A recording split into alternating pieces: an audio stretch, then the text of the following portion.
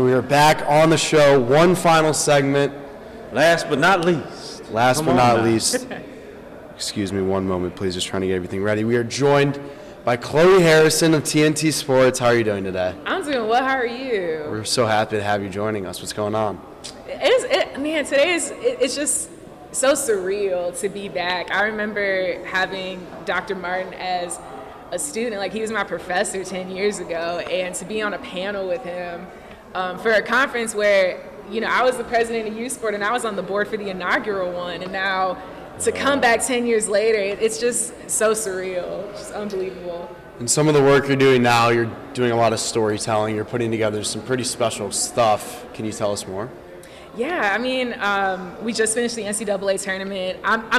Let me introduce myself. I'm a television editor at TNT Sports. I'm on the Creative Services Sports Unit, or CSSU, and we do all the commercials, all the features, all the long-form content, anything that supports our live broadcast, all the hype videos you see that opens the broadcast. That's the stuff that we do. So we just finished the NCAA tournament.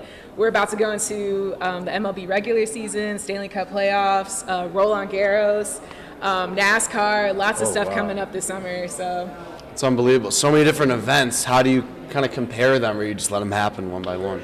I don't know. I think it's just like each event is unique. I mean, it's just everything unfolds differently, and I think each sport has its own unique set of fans. It has its own unique culture, and it's just fun to be part of the ride, and it's fun to be able to have an imprint on television in that way. Yeah, no, that's outstanding, and some of the stuff you're putting together, I got chills even thinking about it right now. Thank you. I mean, that's like your job, though. It really is. To like, elaborate more. It's crazy. I don't know. I've worked on some incredible things. It's just, I mean, being a student at UM, it's like I always had that dream of, you know, working at ESPN or like, you know, being in television, and it's like you're working toward it. You think it'll happen at some point, but you don't know how it's going to unfold, right? And then when it happens, it's just like, wow, you know, I mean, it's like to come from a place like this and for it to happen the way it did, it feels so fast almost. Yeah. But yeah, I've done quite a few opening teases the last couple of years. I got to pitch an idea to open the Olympic Games in Europe, you know, for Paris 2024. I got to open All-Star 2024, All-Star Saturday night. I did the Roland Garros Women's Singles Championship. And then on a sentimental side, I got to make the opening tease for the last conference finals of NBA on TNT. Oh, wow. And it's like, you know, watching Inside the NBA as a kid and then getting to work with them. I mean, it's just been incredible. That's unbelievable. It must be kind of weird and like almost feel a little bit repetitive for yourself, giving these people advice or something, just because you feel like you were in their position not long ago. Like, you want to make sure you're steering them in the right direction. Exactly. Yeah. It's you know, it's funny because, like you said, it wasn't that long ago where I was on the other side of this. You know, being a student, trying to soak in everything, ask all the questions to all these people, and it's funny because it's like you take the advice in, but it's amazing how even now it's like the advice I had back then is the stuff I still apply. It's like just being persistent, being consistent with your work, you know, being able to put in those long hours, and also approaching things like an athlete, because quite a few of my friends were student athletes when we were here, and you know, I'm still putting in long hours, taking in notes, or even when I watch a game, it's like I always have my iPhone ready, like, oh, that shot looks amazing, like I gotta find that tomorrow. Wow.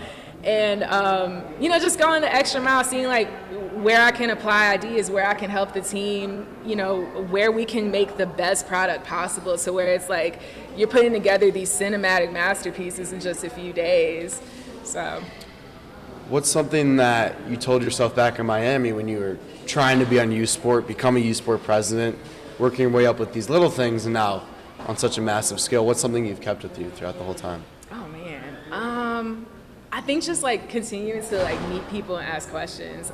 For me, I was a legal studies major. I was in the business school, and I minored in sport administration, but it wasn't until my sophomore year when my professor was like, look, you're really smart, but I can tell this is not what you want to do. You don't want to be a lawyer. And I was like, if I could just get paid to talk sports all day, like that's really what I want to do. Yeah, I feel you. So he encouraged me to like really talk with my professors after hours, and talking with my scholarship advisors helped too. I was a Hammond Scholar when I was here, and I remember I had a conversation with Dr. Moore, who was my advisor my sophomore year, and I was in tears because, you know, I had an internship opportunity and it didn't work out for me, and I thought that was my one chance. That was like my one in, and he was like, there will be other opportunities, and I'm like, I just don't see it. And he's like, just keep doing what you're doing, just keep talking to people, keep asking questions. And one thing about the sport administration program here, it's almost it is a requirement where the professors make you, you know, reach out to people that work in South Florida, and, you know, allow you the opportunity to talk to people, to shadow them, to interview them. All those reps help. My freshman year, I had Professor Resnick, and he encouraged me to reach out to the director of Heat TV at the time. I'm still in contact with that person, and now he works for Overtime in Atlanta, and now we live in the same city. And so it's like those connections you make, they can last for years and years and years. Yeah, Professor Resnick's unbelievable. Definitely pushed me in the right direction. Yeah. I'm sure a lot of people he's responsible for. Do you catch yourself now just watching regular sporting events, just kind of like watching in such a different lens now, like being like, oh, I can take that soundbite. Oh, I can edit this. I can edit that. I do that all the time. Yeah. In fact, for March Madness, I had like a list of notes of like, oh, that call was amazing. I'm using that. And I actually used it in a couple of the pieces I made this year. Yeah. Or I know sometimes it works on my family's nerves. You know, it's like we'll be watching a sporting event. I'm like, oh, that was really cool. Like, let me write that down. They're like, do you ever just turn it off? Yeah. So, like, we can't just enjoy it. And it's funny, like, especially when we're watching, like, their schools. Like, my sister was a track athlete at Oklahoma. My mom graduated from LSU. My dad graduated from UL Lafayette. So it's like anytime we're watching those events and, like, let's say they made the NCAA tournament, I'm like, okay, well, let me listen for calls and stuff. They're like, you can't just, like, you know, and then they're all nervous and stuff, and I'm over here, like, you know, trying to find stuff for work. So, yeah. The switch don't cut off. It just keep going. It does, indeed. Yeah. That's what I'm worried is going to happen to me with sports. Watch so much of it, I'm going to get to the point where, like, oh, it's going to become too much work. I think there's still a way to have fun with it, though. I think for me, I love what I do. I love sports so deeply, and I enjoy being able to create and, you know, being able to have like an influence on television.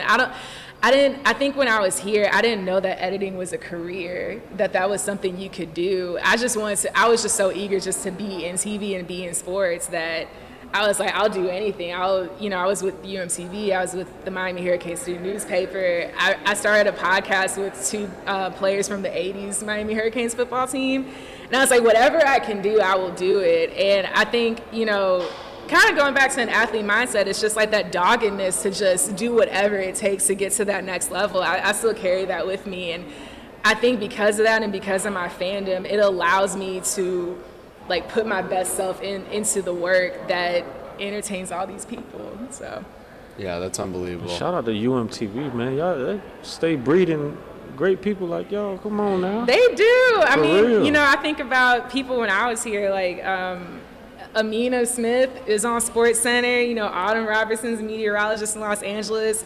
Danny News with ABC. Yeah. Christine Williamson. Christine, College Game Day. on ESPN. Stat with It Is What It Is talk show. Yeah, I saw that. It's Cam a and ton Mace, of us. man. And we were all here around the same time, you know, which really speaks to like the growth of UMTV and like the strength of it as a network. And we were just talking about it, like, the classes aren't that big. I'm in an advanced course with 14 kids, whatever it is, and I'm looking around, I'm like, these people are going to be somewhere in a couple of years. Like, we're going to see them down the line in serious positions, I think. Yeah, and it's like when people tell y'all that, they mean that from an earnest place. And it's like, you know, even if you don't see it now, it's amazing. Like 3-5 years down the road, you'll see it, and you'll just be so amazed. Well, we're really happy to have you joining us. What do you think of the chair situation? Man, the What chair you is so think cool. about the Like, chair? I'm like trying not to ruin it. It feels like, you know, one of those, you know, it's like you gotta put plastic on it. Like, you know how your grandma puts plastic on the sofa? It's like, you know, you don't want to like mess it up. I don't want to sit on it. I know so many great people have been in this Yeah. chair today, so it's just an honor to be part of that. You know, I mean, I saw the schedule, like Bernie Kosar. Oh my goodness.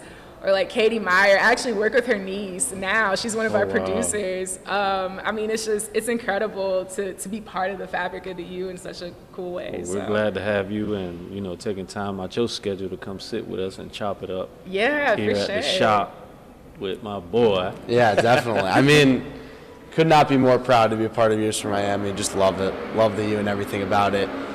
You were talking a little March Madness. Sorry, got some noise going on. Oh yeah, no worries. You were talking some March Madness. I don't think the mic picks it up. And buzzer beaters, obviously, such a big factor. Do you have a biggest what if in maybe Miami history, or we can open it up to sports? Ooh. That's what we've been asking everyone. Oh, I wish that we won that national championship this year. I was going to be so obnoxious at work the next day. That was Oh, I got a lot of friends that Oh go my to Indiana. goodness! I mean, because it's centennial, right? It's a centennial. It's in Miami, right? But listen, the Miami Hurricanes football team did so well. Like, I've never been prouder because this was the season I wanted when I was in school. But I know that was a what if for me. And even, I will say, that was a proud moment too. The Final Four in 2023. Yeah. You know, like, that would have been cool to beat UConn, but to have them make their first Final Four in school history and to be there, because we got to cover it. It was in my hometown. I got to see my school. I got to work on a Coach L feature, turn around, work on an Angel Reese feature, and LSU won the next day. I mean, that was awesome. Yeah. But I feel like those are like the two big what ifs for me. Yeah, that's terrific. I was a freshman during the Final Four run, so it was so man. special. I got to go. We had the best time. But And it was so, and that was the other thing I loved was like seeing Miami in the One Shining Moment video. Every other year, TBS gets to make it. I think that year was on CBS, so Yeah. it was like I didn't even have to tell them to put us in there. They knew what time it is. Exactly. Y'all better put my team in there. Okay. Well, Chloe Harrison, thank you so much, TNT Sports. Thank we you. appreciate Yes, you thank for you joining so us. We had the best much. time. Thank you for coming. Thank Come you on. so much.